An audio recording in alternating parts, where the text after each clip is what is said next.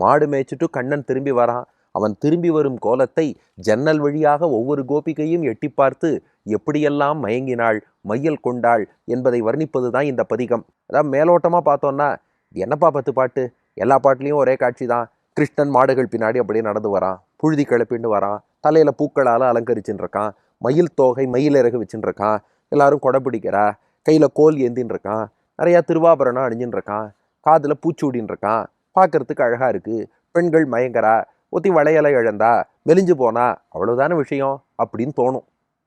ஆனால் இங்கே கருத்து என்னென்னா, பகவானை சேவிக்கணும்னு வைகுண்டத்தில் உள்ள நித்தியசூரிகள்லாம் காத்துன்னு இருக்காளாம், தேவலோகத்தில் உள்ள தேவர்கள்லாம் காத்துன்னு இருக்காளாம். ஆனால் அவன் அவர்களெல்லாம் விட்டுட்டு இங்கே நம் போன்ற சாமானியர்கள் இருக்கோமே, நம்ம ஒத்தொத்தருக்கும் தன்னுடைய முழு அழகையும் வெளிப்படுத்தணுன்ட்டு கருணையோடு வந்திருக்கானாம். அந்த 9 பாசுரங்கள் இதுவரை பார்த்தோமே, நல்லா கவனிச்சு பாருங்க.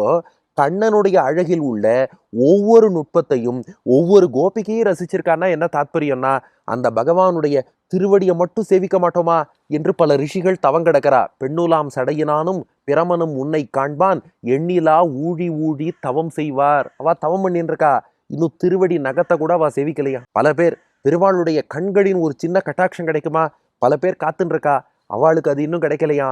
ஆனா இங்க கோபிக்கைகள் அறிவொன்றும் இல்லாத ஆய்குலம்னு இருக்கா. ஆனா கண்ணன் மீது தூய அன்பு இருந்தது பாருங்கோ.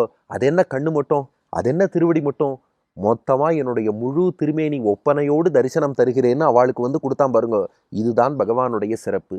2, அதை ஒருத்தர் 2 பேர்னு இல்லாம ஆயர்பாடியில அத்தனை பேருக்கும் கொடுத்தான், ஒத்தொத்தருக்கும் முழுமையா கொடுத்தான். அதனாலதான் 9 பாட்டும் அதே மாதிரி அழகின் வர்ணனை.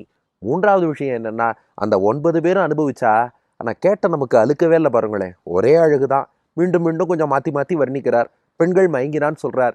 ஏன் அழுக்கலைன்னா, அவன் அப்பொழுதைக்கப்பொழுது ஆறாவமுதம். எத்தனை தடவை அனுபவிச்சாலும் அந்த அழகுங்கிறது இன்னும் அனுபவிக்கணும் தான் தோணுமே ஒழிய பூர்த்தி பண்ணியாச்சுங்கிற திருப்தி மட்டும் வரவே வராதான்.